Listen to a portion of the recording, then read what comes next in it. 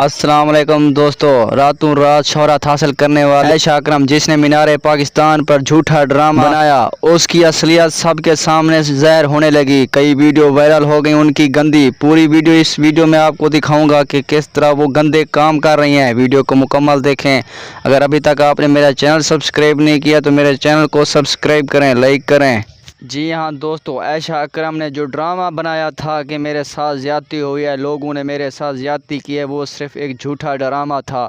Rambo جو اس کا friend ہے، اس نے ساتھ ہی اپنے یہ بندے ساتھ کیے جس کو یہ ادا کیا اس ڈرامے کو۔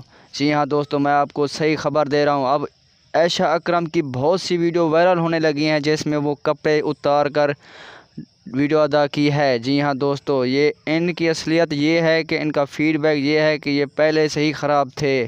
جی ہاں فرینڈز، آپ صحیح سن رہے ہیں، ان کی ویڈیو بھی وائرل ہو چکی ہے سوشل میڈیا پر۔